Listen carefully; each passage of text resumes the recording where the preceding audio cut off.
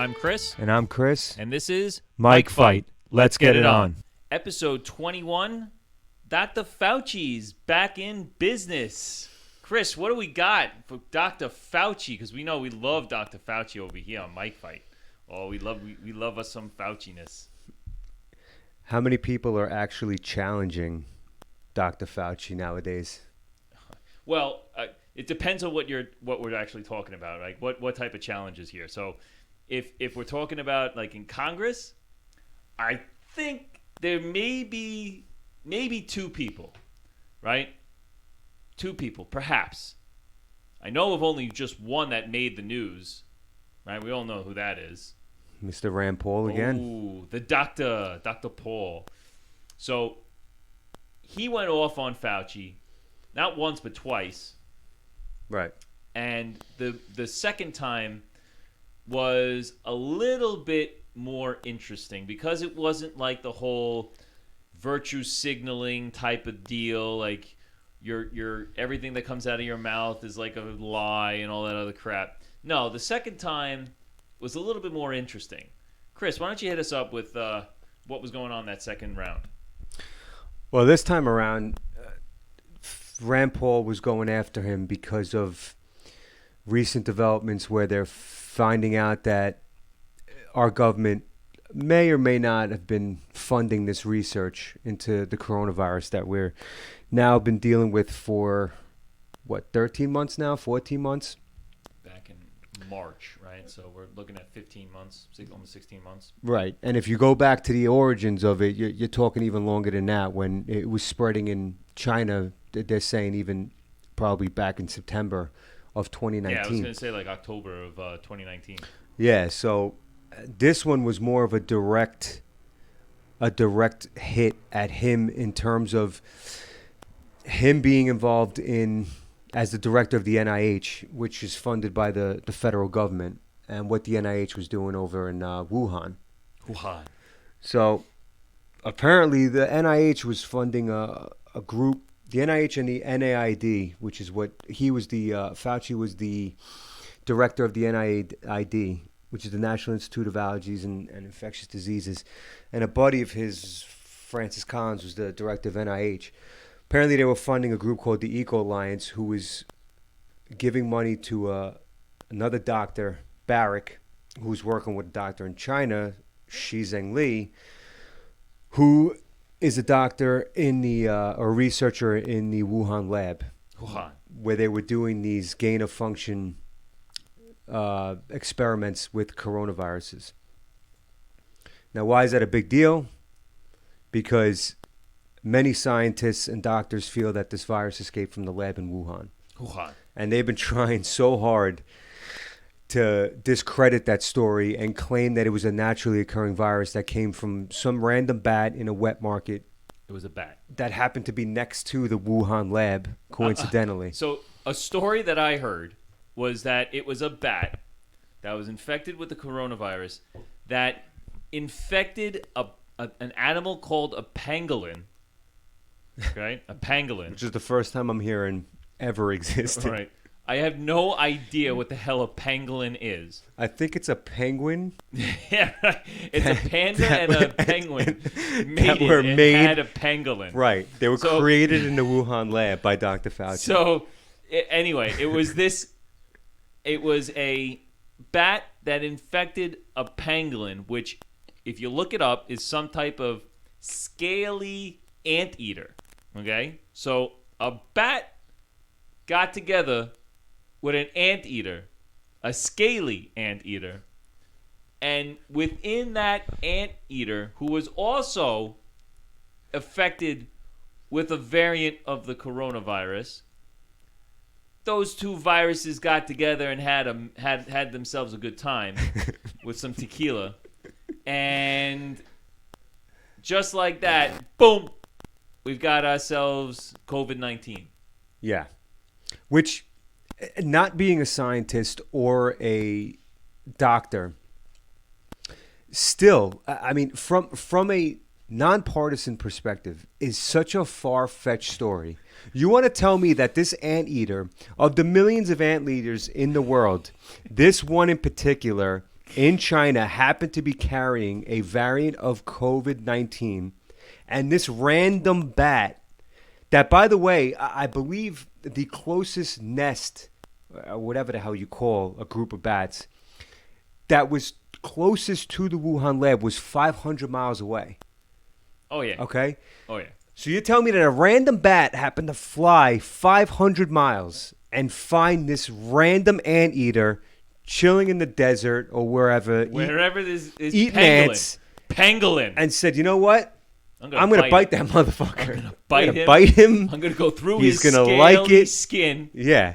And we're you're going to get infected. Right. You bitch. We're going to make some coronavirus and then babies. Pop. And then it was just like that right there. It was like the instant marrying. And they were just like, wah.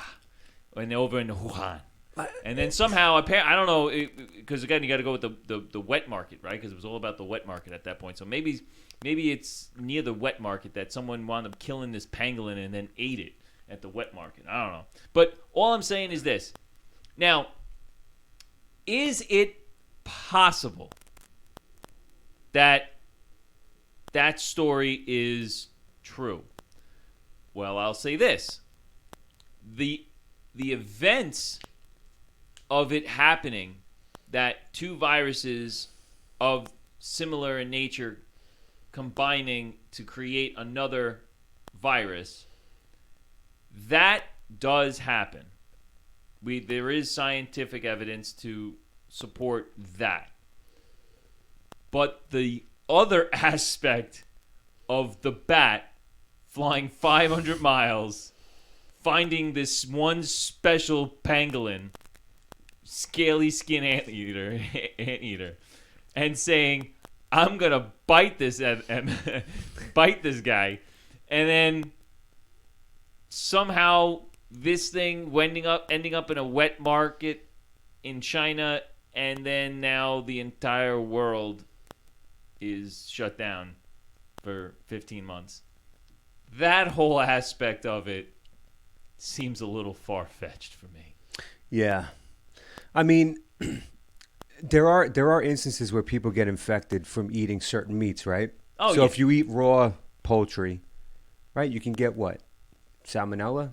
Actually, believe it or not, salmonella is not really you don't really get salmonella that much from raw chicken. Okay. You get that from eggshells. Really? From the eggshells. Yeah, so Interesting. if they're like you're more likely to get that if you combine it because it lives easier on eggshells. For those who aren't aware, salmonella you really don't get from raw chicken. You get it more from the eggshell of the egg of the chicken. Just that. So if you add that, you had someone threw eggshells into your dish and you got salmonella that way. But anyway, shit. Look yeah, at that. yeah. So pangolin, now eggshell salmonella. Pangolin. Today's the day of learning. We're learning here, folks. We're learning. But yes. So, but you can get like E. coli from like from bacteria in beef. right. Okay. Mad cow disease. You can get that from if the cow was infected with the disease and you ate, because that was a big scare about 6-7 years ago. Mad cow. So yes, you can get diseases from certain meats if that particular animal is infected. So yes, that again, it's plausible. Right. It's plausible. How likely is it that it actually happened that way? I'm going to tell you, I think it's 100% bullshit. But Well, it's a pretty simple Google search, right? You could Google it and see are pangolins captured and eaten, sold at the wet market for people to in China, man. They eat a Me lot neither. of crazy shit over there, dude. But are they chopping this thing up and like serving raw pieces to people at the wet market? I don't know, but I have to It lean was a little towards undercooked. It was a little undercooked. yeah. It was they wanted it black and blue style. I gotta lean towards the negative on that. I really don't. No I idea. don't believe that. And Like I said, I would if we were playing bullshit. I'm calling bullshit. now the whole thing is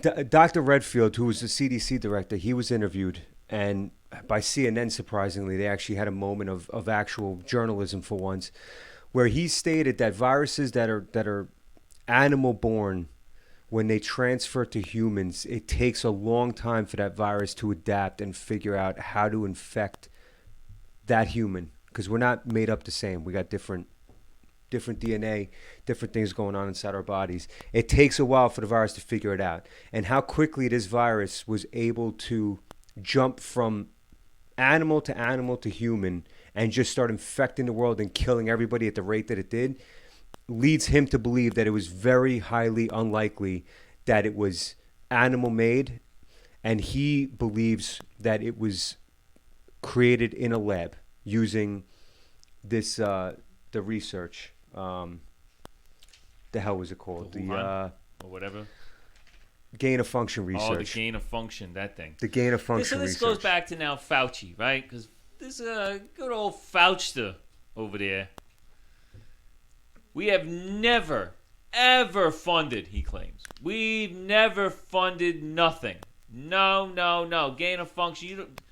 Dr. Paul, you have no idea what you're talking about, he says. No idea. That is blatantly 100% false, Fauci claims.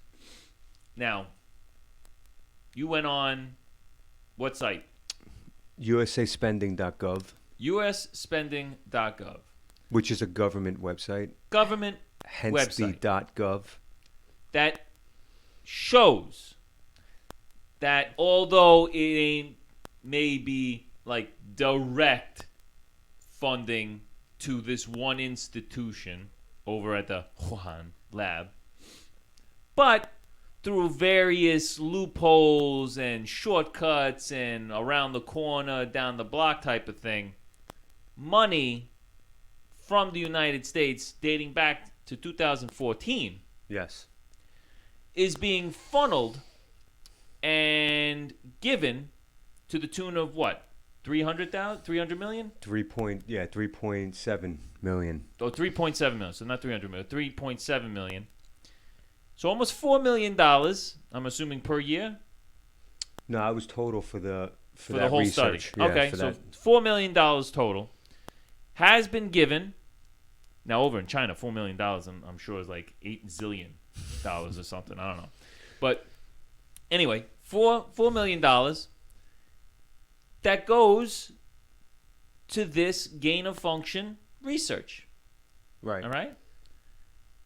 To me, that's paying for it, or at least some way subsidizing it.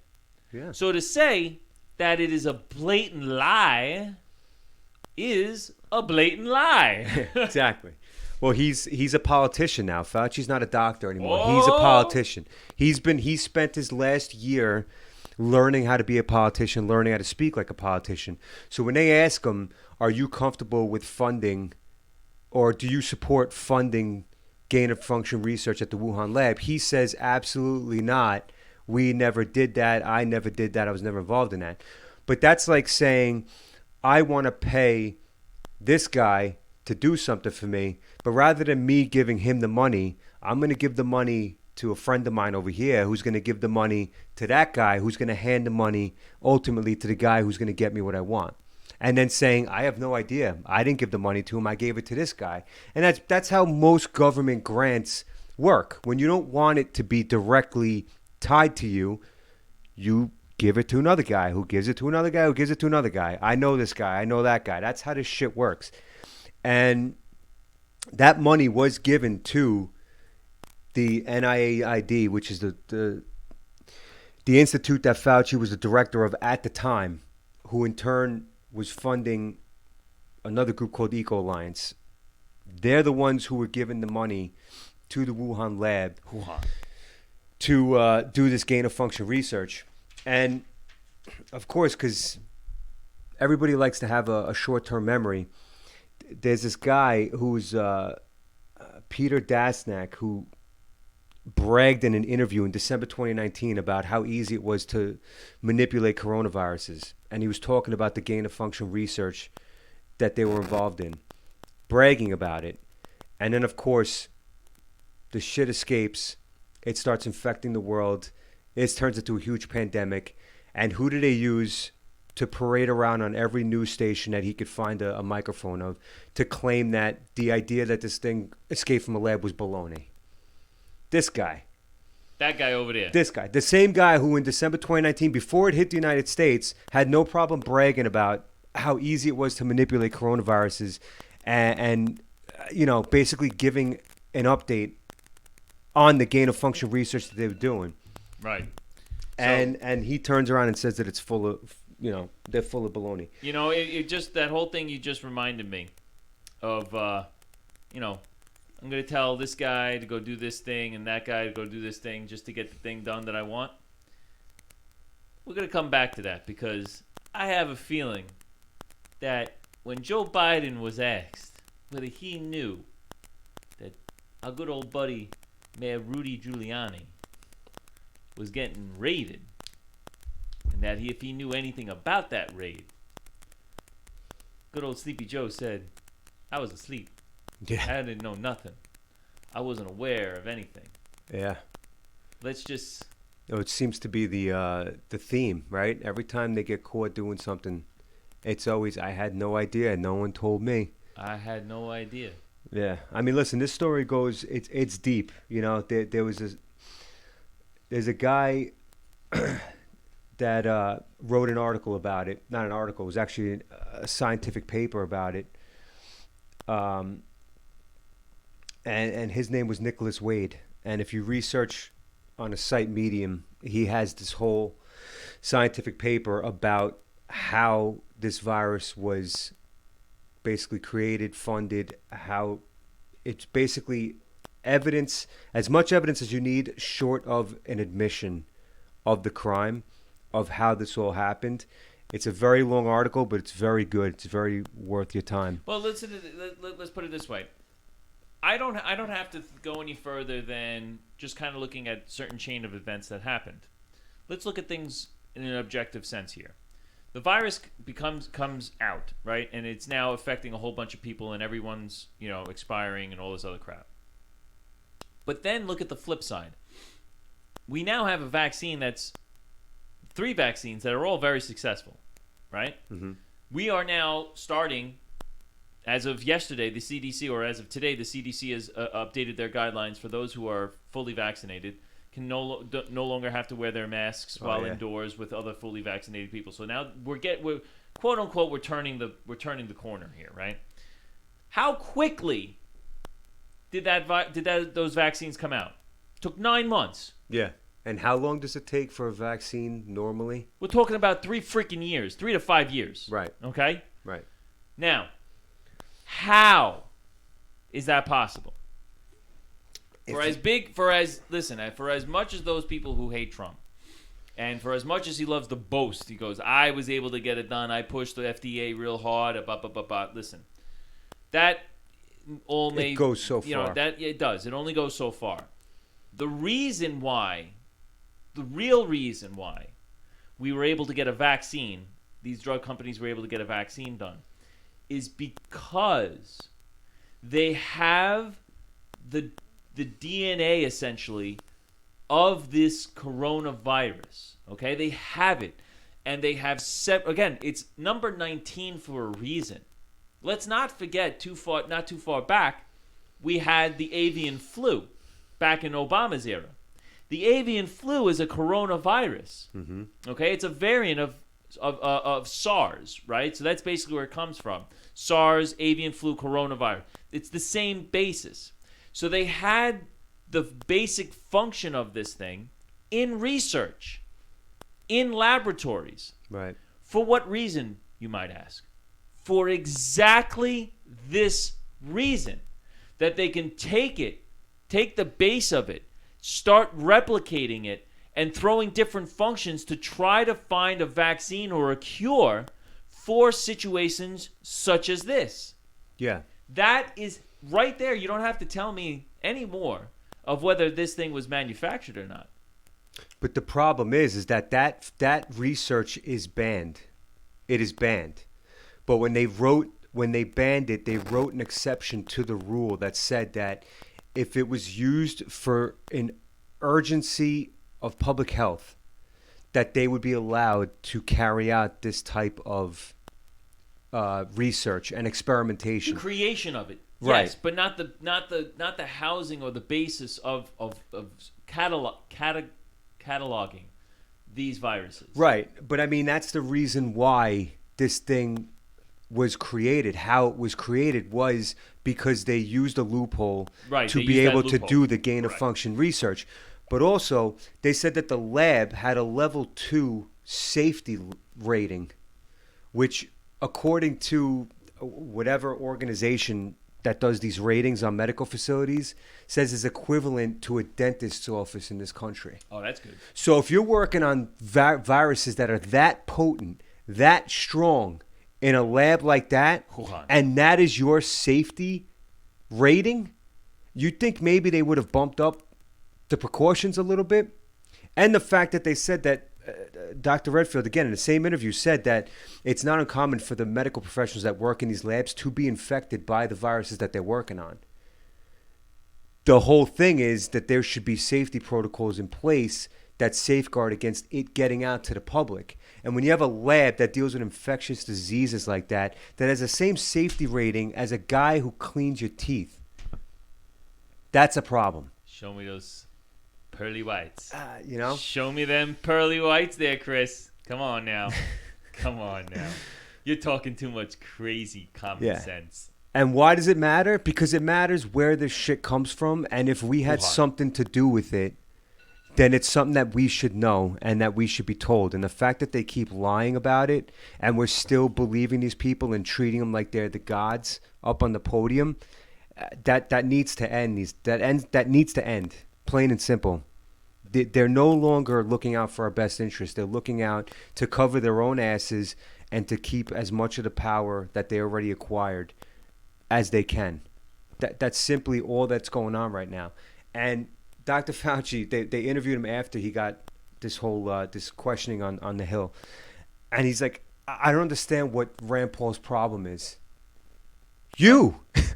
You're the problem. The problem is that Rand Paul is one of the few people who actually have the balls to question you and question everything that happened rather than being what the majority of these politicians and media outlets are and kissing his ass and not asking him any hard questions.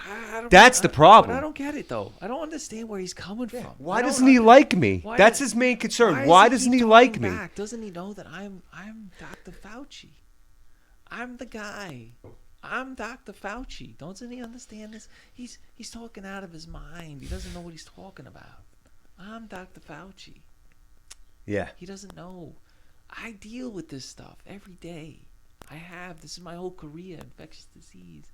You deal with people's eyeballs. Fauci's got to go. No, he definitely does. And like I said, if you want to get more into it, read that scientific paper by Nicholas Wade because it is eye-opening. And also Alina Chan, another molecular biologist at Harvard. And this guy, Nicholas Wade, also what used to be a New York Times editor for the science section. So it's like the New York Times and Harvard biologists. These aren't people that are friends, Yeah. So they're not friends. Where can they find that? Where can they find that article? I'm sure if you Google it, and Google probably has a ban on it already because it's they're telling the truth. Where'd you find it? It's on a website called Medium. All right. Medium. Search in Nicholas Wade Medium, and it'll come up. Tucker Carlson also did a bit on it on one of his shows. If you search up his bit on it, he has a link also on Fox News' website that leads to Nicholas Wade's paper also. All right, and Google also, you can also YouTube Redfield, Dr. Redfield's interview on CNN. A lot of good information in there too. All right, well, take a look at those. And with that, we're out. I'm Chris. And I'm Chris. And this is where we drop the mic.